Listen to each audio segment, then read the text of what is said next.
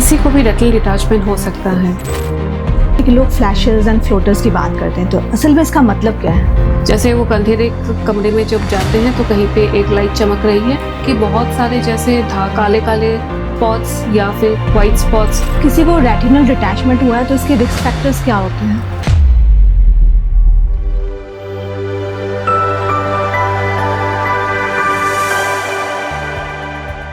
नमस्कार सभी को, हेल्थ लोकल के पॉडकास्ट चैनल पे मैं सृजना आपकी होस्ट, और आज हमारे साथ है सिलीगुड़ी की जानी मानी eye specialist and retina surgeon doctor Sangeeta Goswami from Himalayan I institute. और आज हम बात करेंगे आंखों की एक समस्या रेटिनल डिटैचमेंट के बारे में।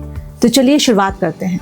नमस्कार मैम, हमारे हेल्थ लोकल के पॉडकास्ट चैनल पे तो आज हम बात कर रहे हैं रेटिनल डिटैचमेंट के बारे में। एक्चुअली ये होता क्या है? नमस्कार। रेटिनल डिटैचमेंट जो हम बोलते हैं, पर्दा या रेटिना जो आँख के पीछे इम्पॉर्टेंट लेयर है उसको अपने जगह से हटने का ही रेटिनल डिटैचमेंट बोला जाता है। मैम, हम लोगों ने अक्सर सुना है कि लोग फ्लैशेस एंड फ्लोटर्स की बात करते हैं, तो असल में इसका मतलब क्या है? फ्लैशेस एंड फ्लोटर्स एक तरह का रेटिना का ही डिजीज का सिम्टम्स है। आँखों के पीछे एक जेली होता है, वो जो पर्दे के ऊपर या रेटिना के ऊपर रहता है, जिसको हम विट्रस बोलते हैं। जो विट्रस एक जगह पे जाके वो पर रेटिना से जब हट जाता है या रेटिना के ऊपर जब पुल करता है तो वही एक इंसान फ्लैशेस के लाइट जैसा परसीव करता है। मतलब फ्लैशेस ऑफ लाइट, तब उनको ऐसा अनुभूति होता है कि जैसे वो अंधेरे कमरे में जब जाते हैं तो कहीं पे एक लाइट चमक रही है, तो वैसे वो फ्लैशेस ऑफ लाइट। फ्लोटर्स, उनको ये फील होगा कि बहुत सारे जैसे काले काले स्पॉट्स या फिर वाइट स्पॉट्स उनके जो फील्ड ऑफ विजन में है, जैसे आँख के सामने घूमता हुआ नजर आता है। तो फ्लोटर्स ये भी साइन हो सकता है कि रेटिना में कहीं पे टेयर हो या रेटिना कहीं से खिसक रहा है, तो ये सिम्टम्स दिखाई दे सकते हैं। तो फ्लैशेस एंड फ्लोटर्स दोनों ही रेटिना का कोई डिजीज का सिम्टम्स हो सकता है, या ये एज रिलेटेड भी हो सकता है जब जेली फिजियोलॉजिकली या उम्र के हिसाब से रेटिना से सेपरेट होना शुरू हो जाए। मैम, अगर किसी को रेटिनल डिटैचमेंट हुआ है तो इसके रिस्क फैक्टर्स क्या होते हैं? किसी को भी रेटिनल डिटैचमेंट हो सकता है। रेटिनल डिटैचमेंट एक टेयर के वजह से ही हो सकता है। वो टेयर हो सकता है आप टेयर या पर्दे का एक जगह पे छेद डेवलप करना। वो उम्र के हिसाब से भी हो सकता है जब वो जेली या विट्रस पर्दे से हट जाए, इसीलिए एज रिलेटेड भी हो सकता है। सेकंड, कोई भी ट्रॉमा के वजह से या चोट लगने के वजह से भी आँखों में ज़्यादा जोर से, तो ही रेटिनल डिटैचमेंट हो सकता है। थर्ड है कि जिनका माइनस पावर ज़्यादा होता है उनका भी एक रिस्क रहता है, क्योंकि उनका पर्दा कमज़ोर होता है तो वहाँ पे भी रेटिना खिसकने का डर रहता है। रेटिनल डिटैचमेंट में जो सिम्टम्स है उसको अगर कोई इग्नोर करे तो उससे कितना नुकसान हो सकता है?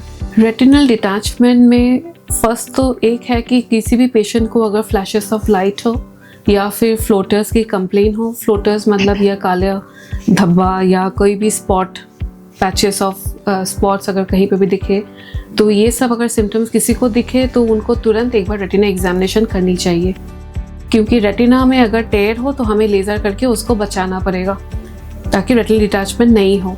और रेटिनल डिटैचमेंट एक बार हो जाए तो उसको इमीडिएट ट्रीटमेंट की ज़रूरत है, क्योंकि जितना जल्दी ट्रीटमेंट होगा उतनी ही जल्दी विजन को हम प्रिजर्व कर सकते हैं या विजन, नज़र को हम बचा पाएंगे। क्योंकि अगर बहुत एडवांस स्टेज में या बहुत लेट हो जाता है तो अक्सर सर्जरी का रिजल्ट बहुत अच्छा नहीं आता है। मैम, मैं लास्ट एक जानना चाहूँगी कि एक बार रेटिनल डिटैचमेंट डायग्नोस होने के बाद इसका ट्रीटमेंट कैसे चलता है? रेटिनल डिटैचमेंट का सर्जरी ही होता है, सर्जरी के सिवा दूसरा कोई इलाज नहीं है। सर्जरी दो तरह का होता है। एक है कि बकलिंग, जिसको बोलते हैं कि अंदर नहीं घुस के भी बाहर से एक बैंड लगा कर भी रेटिना को सेटल किया जा सकता है। और सेकंड है विट्रेक्टमी, जो आँख के अंदर घुस के उसको जेली को काट के फिर रेटिना को सेटल किया जा सकता है। तो दो तरह का सर्जरी होता है, लेकिन ट्रीटमेंट इज सर्जरी। तो आज की इस बातचीत से हमें रेटिनल डिटैचमेंट के बारे में महत्वपूर्ण जानकारी मिली। सही समय पे इलाज से इस समस्याओं से बचाव संभव है, और मैं दिल से धन्यवाद करना चाहूँगी डॉक्टर संगीता गोस्वामी मैम का कि उन्होंने अपना कीमती समय निकाल के हमें रेटिनल डिटैचमेंट के सिम्टम्स और उनके ट्रीटमेंट्स के बारे में महत्वपूर्ण जानकारी दी। धन्यवाद मैम। धन्यवाद।